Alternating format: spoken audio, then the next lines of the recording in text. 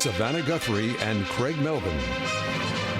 Let's get an update now on this mid-air collision outside of Washington, D.C. Mayor Muriel Bowser and other safety officials about to greet the press. 67 people unaccounted for at this hour as search and rescuers continue to comb the icy waters of the Potomac looking for any hope. 67 people on board that regional jet, the American Airlines jet flying from Wichita, Kansas into Washington that was hit by a Black Hawk helicopter about 9 o'clock last night. I'm Muriel Bowser. I'm the mayor of Washington, D.C. We are here at Reagan National Airport to provide an update on the tragic events of last night. I'm joined by U.S. Transportation Secretary Sean Duffy, D.C. Fire and EMS Chief John Donnelly, American Airlines CEO Robert Eisen, the MWA, the Metropolitan Washington Airports Authority CEO Jack Parter, United States Senator Mark Warner, United States Senator Tim Kaine, U.S. Representative Don Beyer, as well as the Chief of the Metropolitan Police Department, Pamela Smith. And we are joined by first responders from across the Metropolitan Washington region.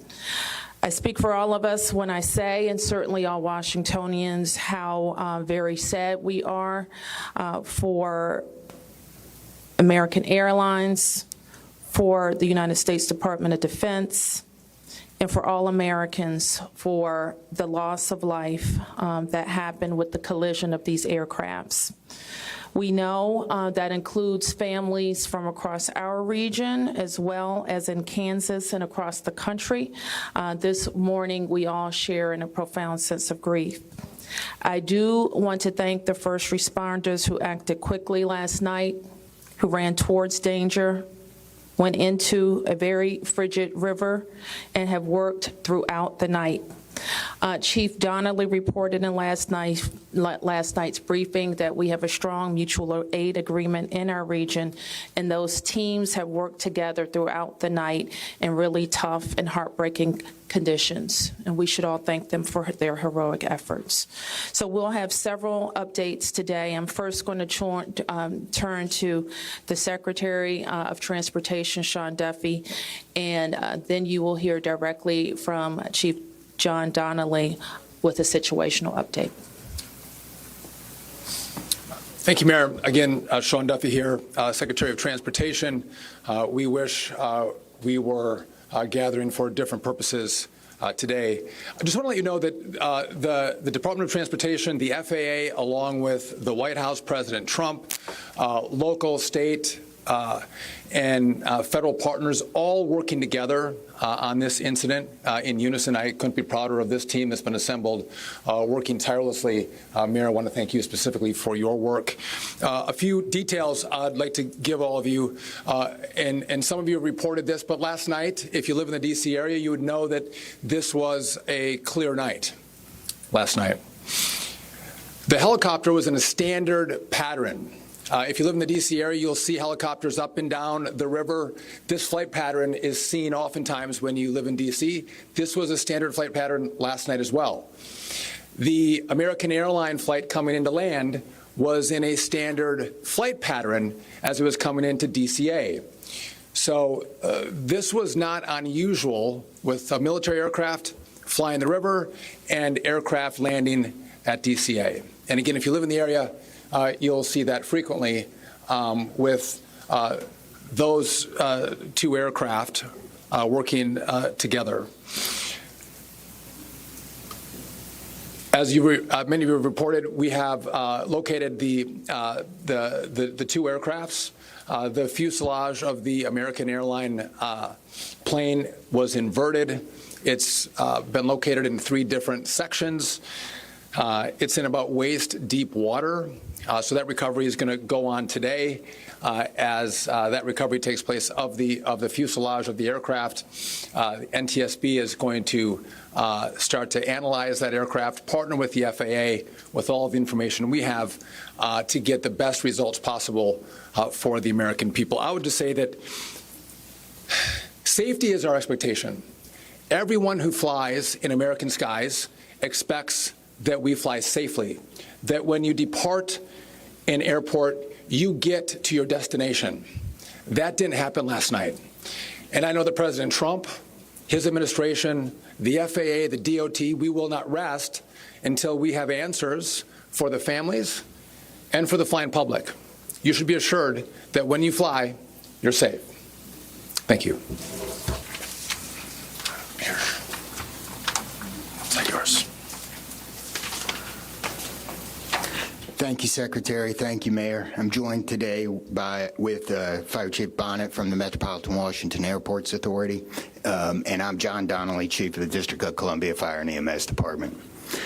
Last night at 8:48, the control tower sounded an alert, which alerts responders to respond to a report of an aircraft crash on or near the airport. That sets off an immediate response from the Airport Authority Fire Department, from the District of Columbia and Metropolitan Harbor Patrol fire boats and other fire boats on the river in order to support that type of operation. Very quickly, this call escalated. It became apparent, the responders realized that they had a plane crash and immediately escalated to a response that ultimately included about 300 people last night. These responders found extremely frigid conditions. They found heavy wind. They found ice on the water, and they are operated all night in those conditions. I'd like to take a moment to acknowledge the agencies that responded in addition to DC Fire and EMS and the Metropolitan Washington Airports Authority: Montgomery County Fire Department, the Prince George's County Fire Department, the Charles County Fire Department, the Baltimore County Police Department, the Anne Arundel County Fire Department, the Alexandria Fire Department, the Arlington County Fire Department, the Fairfax Fire Department, the Prince William Fire Department, the Baltimore City Police Department, the Maryland State Police, the Maryland Natural Resources Police, the Department of Defense, the Joint Base in Bowling Fire Department, and the staff there, the U.S. Army, the U.S. Coast Guard, the United States Park Police, the Metropolitan Police Department, the FBI, and the NTSB. Despite all those efforts, we are now at a point where we are switching from a rescue operation to a recovery operation. At this point, we don't believe there are any survivors from this accident, and we have recovered 27 people from the plane and 1 from the helicopter. The District Office of the Medical Examiner has lead on reuniting these bodies and these people with their loved ones, and we will continue to work to find all the bodies and collect them and reunite them with their loved ones. We should also acknowledge that the Virginia Medical Examiner and the Army Medical Examiner are involved in this operation and a very important part of getting people identified. So, who's next?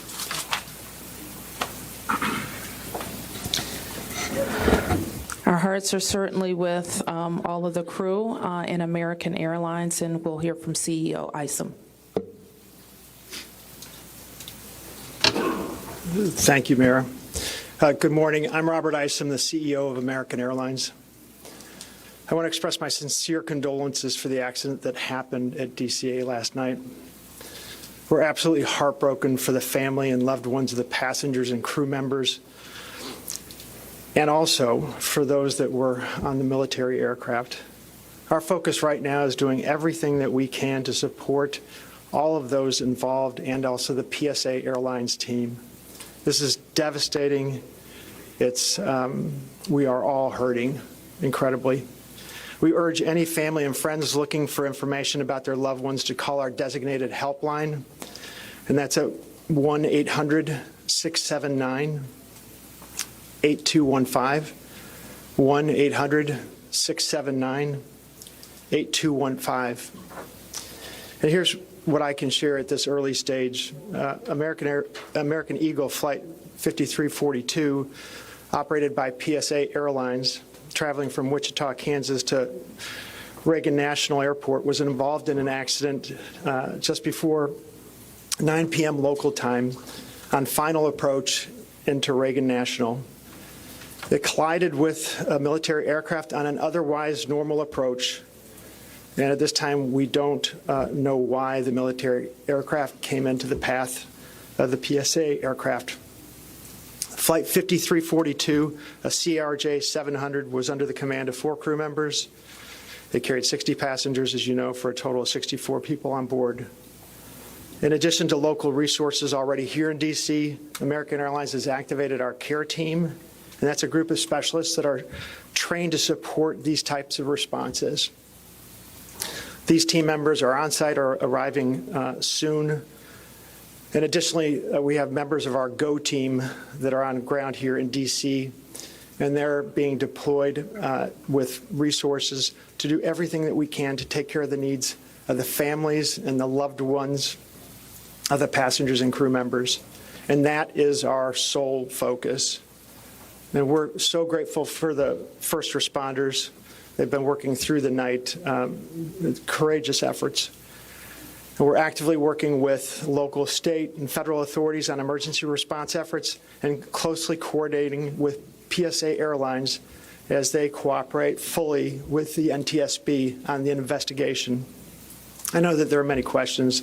And at this early stage, I just won't be able to answer many, but we'll provide additional information as it comes. Thank you. I want to introduce the Metropolitan Washington Airports Authority CEO, Jack Potter. The authority manages Reagan Washington National and Dulles International. Good morning, and thank you, Mayor.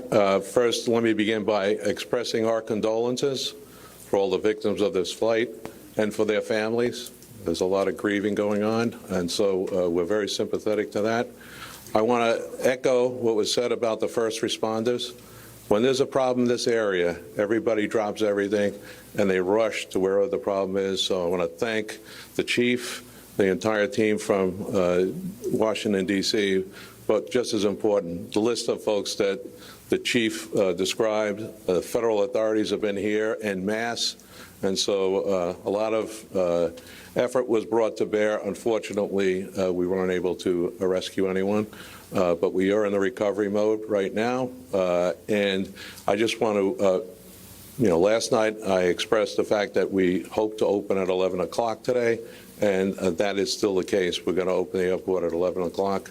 And again, condolences to the families, and thanks to the many, many who are still out there working very, very hard to complete this recovery. Thank you, Mayor. I do want to acknowledge that the Virginia Transportation Secretary is here, in addition to the Alexandria Mayor, and I will like to ask members of the Virginia Congressional delegation to the podium next. U.S. Senator Mark Warner, followed by Tim Kaine and Representative Don Beyer. Thank you, Mayor. I want to join with everyone else and express my condolences for the victims. For folks who don't live in the DMV, we are made up of a lot of jurisdictions. Reagan Airport's in Virginia. Across the river, we have Maryland, obviously the district, but as been indicated by the chief, when tragedy happens, all those distinctions between the various jurisdictions and our federal partners all disappear. And I want to, again, thank all the first responders. On a personal note, I'll just add that literally I now know I was coming back from the district from a dinner to my home in Old Town Alexandria. And while I did not see the collision, I wondered, I'd never seen this many red lights streaming towards the airport and across the river in Maryland about this time. My phone started blowing up, and I realized that this accident had taken place. There'll be a time to figure out. I know NTSB will have a briefing later in the day. But to the victims, our condolences. To the first responders, our thanks. Sorrow, thanks, and questions. So sorrow, as all have expressed, to the crew, to the passengers, to the soldiers, to their families, to their friends, to their loved ones, to people who are still trying to get information and unsure whether their loved ones have been lost. We offer our profound condolences to them and our sorrow for this tragedy. Thanks. I'll echo, Mayor, what you began with. When you see a challenge like this and you see people from so many different agencies, local, state, federal, with different uniforms, different badges, but working in such a coordinated way, even in the midst of a tragedy, it does give you a sense of appreciation and pride in people's willingness to come to the danger and work together. And I started to see that as a local official 30 years ago in Richmond, and definitely have seen it here. And then finally, questions. There are going to be a lot of questions, obviously, a lot of questions. And that's what the NTSB's job is to be an independent investigator of incidents like this. And they are here. We were in dialogue with them earlier today. They've been here since they got the alert, and they will be doing the work and playing lead in answering the many questions that we have, and that's as it should be. It's not a time to speculate. It's a time to investigate and get answers to the questions we need, and I have confidence that will be done. Thank you. Following up on the Senator, I think grief, thanks, and service, with millions and millions of Americans traveling every year, we are all grieving, knowing that it could have been our loved ones, it could have been us. And our hearts go out to all those who have lost folks. In a most partisan place also, I'm really thankful that Democrats and Republicans, people from all over, have come together to try to make sure that people are served. As a local representative, I want the families to know that our office is available to serve you in any way we possibly can through this time of grief and transition and loss. And then also just note that we're deeply grateful for the people who risked their lives last night on a moment's notice and spent the whole night on the river in the ice and the wind, serving us. And then finally, as Senator Kane, Senator Warner noted, after the NTSB investigation, we've got to make sure that at the federal level and with the support of Virginia, Maryland, D.C., we're doing everything we can to make sure this does not happen again.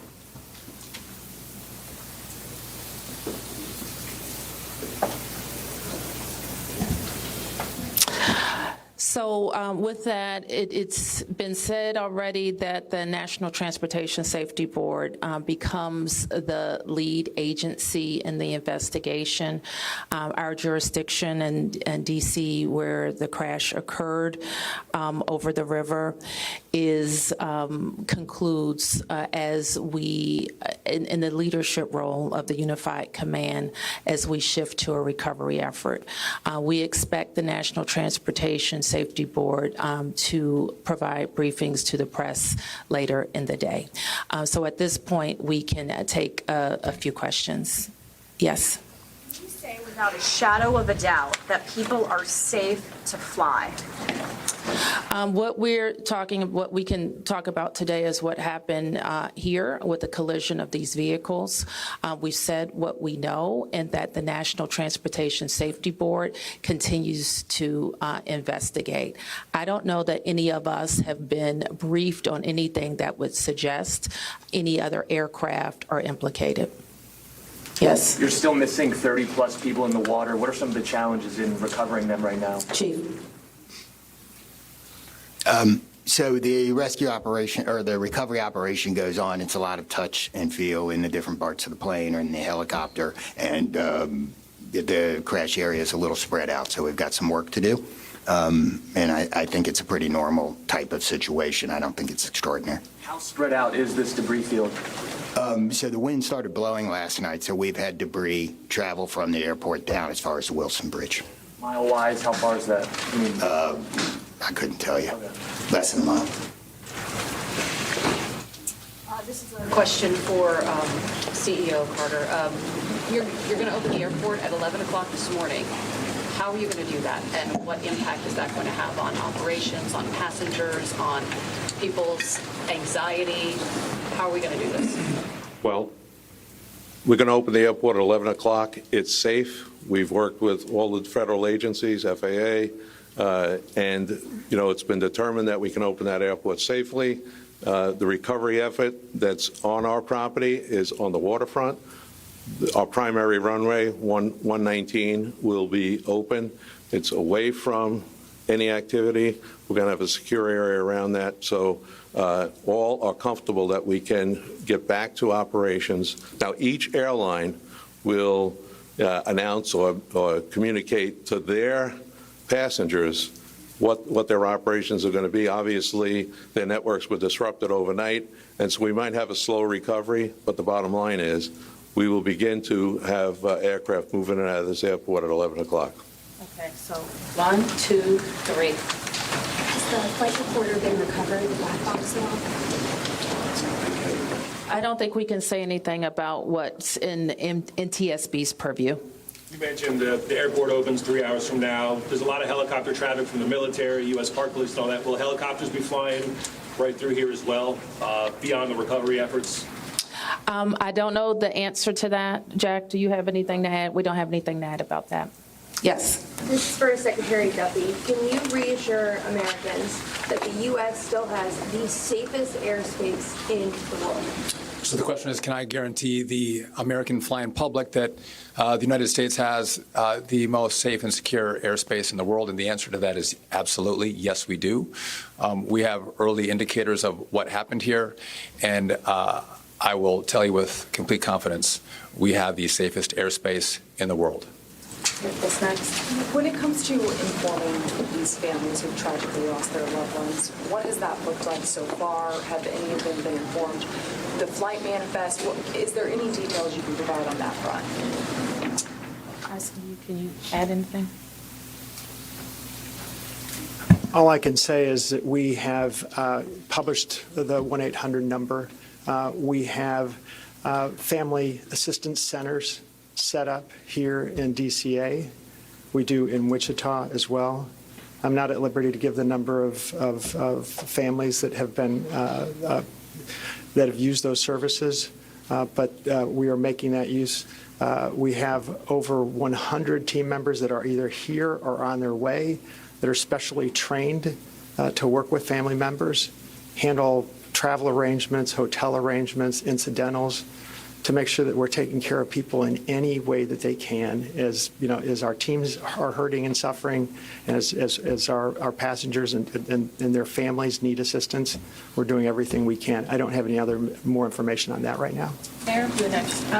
Chief Donnelly, can I ask you to describe the next phase of the investigation? How confident are you that you'll be able to recover all 67 of these bodies? And can you speak to some of the debris that's also being pulled out of the river? We understand there are some suitcases, some other things that have been pulled out from the river. And I would like to ask anyone here, perhaps the Transportation Secretary or Mr. Isom, if we know anything about these victims, age ranges, nationalities, anything of that nature. So the next phase of this operation is going to be led by the NTSB. All of us are working together, though, to search the area and find the victims. I'm confident that we will do that, and that will take us a little bit of time, though.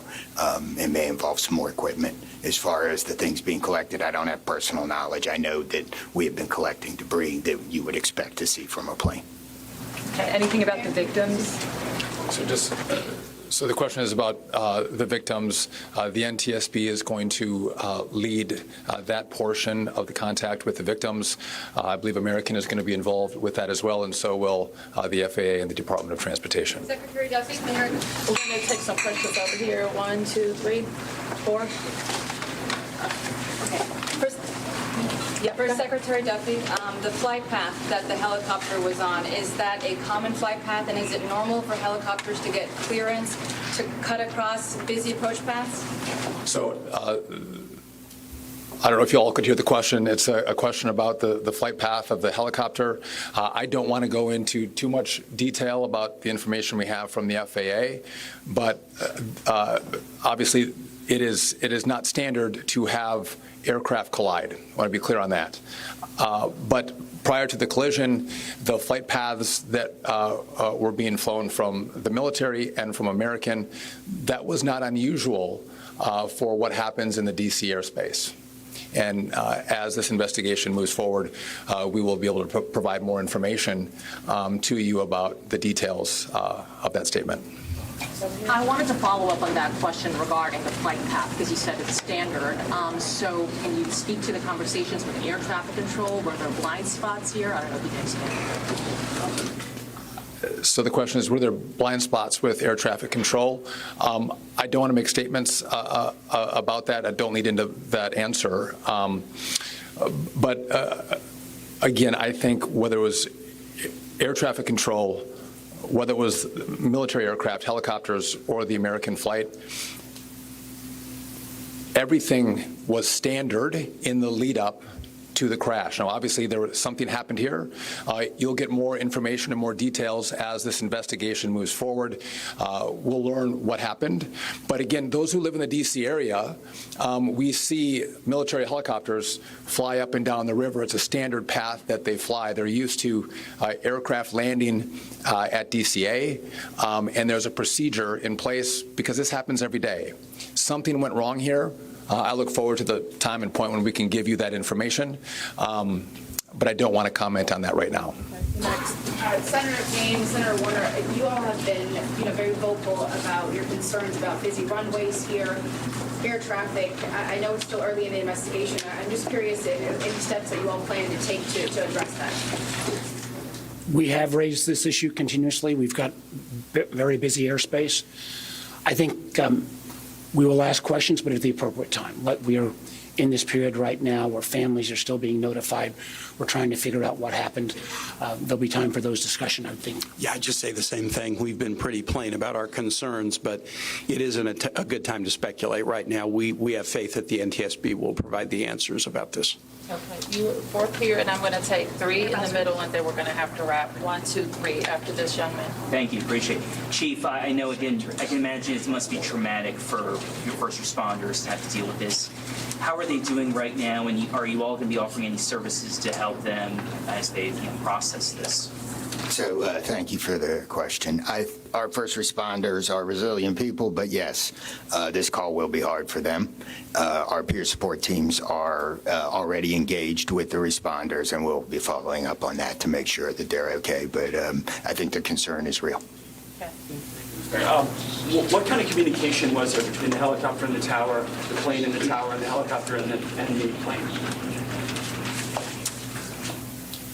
I don't want to say too much on the communication between the helicopter and the tower and the airline and the tower, but I will say this: there was communication. It was I would say standard communication, so there was not a breakdown, if that's your question, in communication between the military helicopter and the American Airlines flight. There was communication between the aircraft and the tower. Was the plane aware there was a helicopter in the area? I would say the helicopter was aware that there was a plane in the area. You mentioned that, so the president, you said yesterday that you called into the briefing room. Has he returned to the briefing room since then? Have you spoken?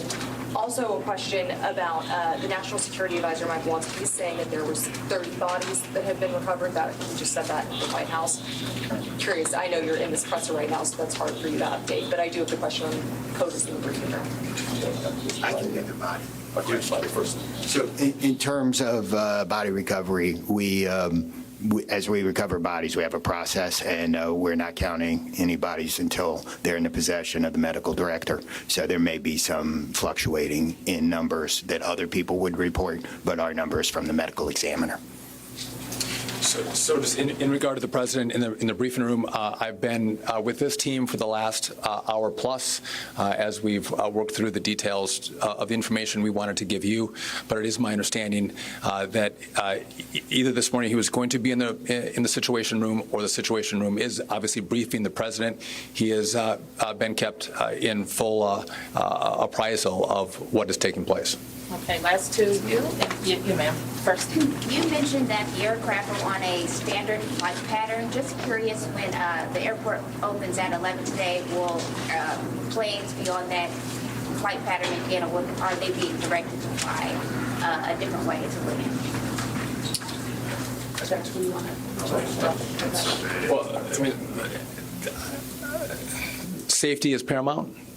And I don't have that information quite yet from the FAA, so I don't want to provide an information I don't want to provide an answer or inaccurate information on what routes will be flown out of DCA. Last one. Two questions really quickly. What do you know about the experience and history of the pilots of both the American Airlines plane and the Army Black Hawk helicopter? And then for Secretary Duffy, last night the president had said that this could have been prevented and questioned why air traffic control didn't tell a helicopter what to do. Is that something that investigators have determined should have happened in this situation?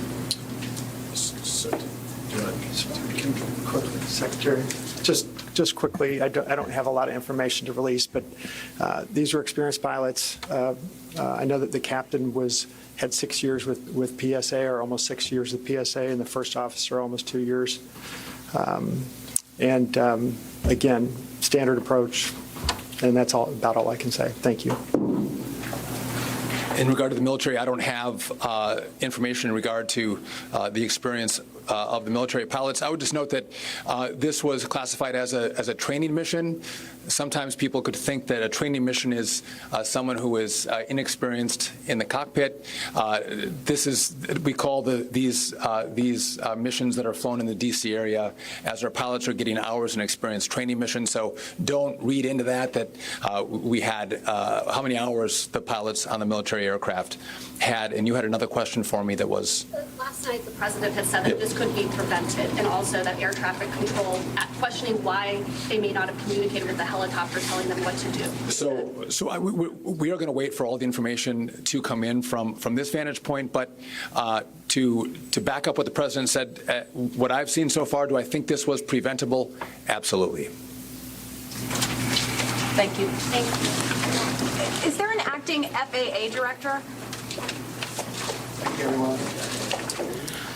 All right, we've been watching a news conference in Washington, D.C., myriad of officials with the news this morning that there are no survivors of that mid-air collision between an Army Black Hawk helicopter and a passenger jet en route from Wichita to Washington, D.C., the accident happening about 9 o'clock last night. And as we go to Tom Costello, who's listening in with us, it has been a very long night for those first responders working in icy conditions, desperately trying to pull anyone from the waters alive, and unfortunately, that is not the case. Yeah, just absolutely brutal and horrific conditions to work in out there. And they have been out on the water, as you mentioned, since 9 o'clock last night. Some 300 emergency responders, many of them out on the water, ice covered in many places, and trying to find the victims in the water, which is dark and murky. And as we said, it's just bone-chilling cold. From the very beginning, we were hearing from experts suggesting that the chances of survival in 35-degree water were slim, and that, in fact, hypothermia could set in as quickly as 15 minutes.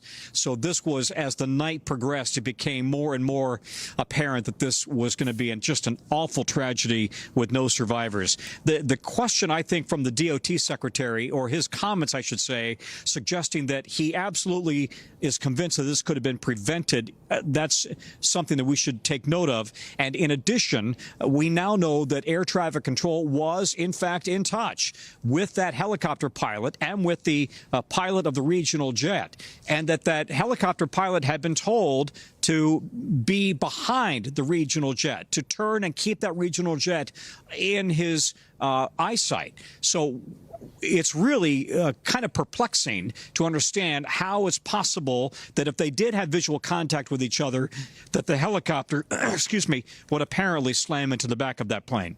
Tom Costello for us there. Tom, thank you again at this hour. 28 bodies have been recovered, 1 from the chopper, 27 from that commercial plane. We're going to have much more ahead on today. This has been an NBC News special report.